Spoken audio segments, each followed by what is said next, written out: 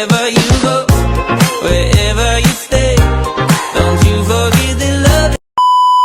Halo ya, Pips. BSIF kali ini tuh topiknya adalah bahasa pemrograman nih. Di sini kita bakal nanya-nanya pada anak IF lain. Di sini ada Kak, boleh kenalin namanya Kak? Halo, nama aku Raihan Abdurrahman, aku dari kelas IF 4501 dari angkatan 2021. Nama aku Alif dari kelas IF 4704. Bahkan nama saya Muhammad Afin Ababil, saya dari kelas IF 4704. Gue dari Pesanggil Yulianto, biasa dipanggil Yanto ya. Gue dari kelas IF 4510 angkatan 21. Kenalin, nama aku Yuda Setiawan dari kelas IF 4304. Bintang, saya dari IF 4510. Oke, jadi ada 3 pertanyaan nih.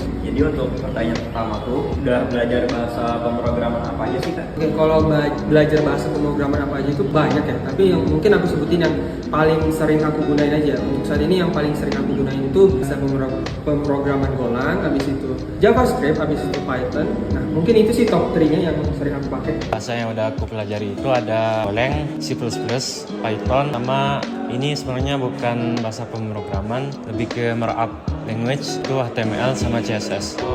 Pernah pakai sebenarnya lumayan banyak, ada pertama Golang, C++, C Sharp, ada Godot Script sama Python. Lumayan banyak juga ya. Mungkin kalau dari basic kuliah sih, satu mungkin tuh dalam Python, terus Golang juga, C++, Java, terus apa lagi ya? Banyak sih terserah. Cuma kalau misalkan yang di luar itu gue belajar Dart, Flutter juga, belajar JavaScript juga sih. Kalau dari aku ada Golang, HP, C++, Python, ada sedikit dari Wyoming Website, itu ada HTML sama CSS. Selama kuliah? Iya. Oke, selama kuliah itu semester 1 Python, semester 2 itu Golang, semester 3 itu C++, semester 4 itu apa ya? Pokoknya Java ada, Flutter gitu-gitu juga ada sih. Oke, jadi di antara bahasa tersebut tuh, apa yang paling mudah dan paling susah tuh apa Kak? Sebenarnya kalau dibilang paling mudah itu semuanya itu mudah, tapi mana kita belajar untuk memahami konsep dari bahasa pemrograman itu, kayak misalnya konsep percabangan, konsep perkondisian, konsep perulangan dan gitu-gitu. Jadi kalau misal kita ganti bahasa pemrograman itu, kita tinggal menyesuaikan sintaksnya aja. Kalau untuk bahasa pemrograman yang tersulit sih, menurut aku juga belum ada ya yang aku rasain saat ini. Sebenarnya itu yang tersusah ya, C++ gampang ke Golang. Kalau pengalaman yang paling susah sebenarnya C atau C++. Yang paling gampangnya? Paling gampang Python. Python yang paling gampang. Gak ada yang susah, gak ada pemrograman yang susah. Yang penting lo ngerti ritme itu jalannya gimana, ngerti flow-nya gimana. Itu lo mau ganti bahasa apapun, kalau misalkan lo ngerti algoritmanya apa susah. Kalau menurutku ya, paling susah tuh mungkin C++, paling gampang HTML. Paling mudah mungkin jelas Python kali ya, tapi kalau misalnya yang paling sulit itu tergantung.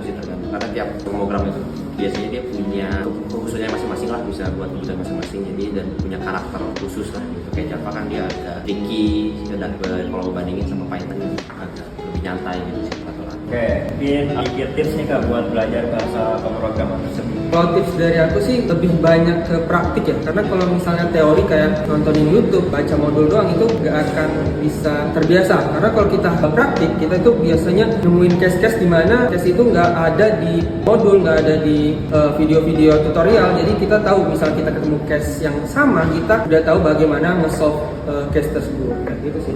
Tips belajar ngoding. Yang penting itu konsistensi aja, karena kalau setengah-setengah itu bakal susah belajarnya. Jadi kuncinya itu konsistensi. Konsisten gitu ya. Kalau mau belajar coding sebenarnya dasarnya banyak. Kalau mau nyari dasarnya di internet ada namanya W3 School. Nah, itu konsisten aja dan lebih ke arah pembuatan program daripada pembuatan ininya sih, script gitu.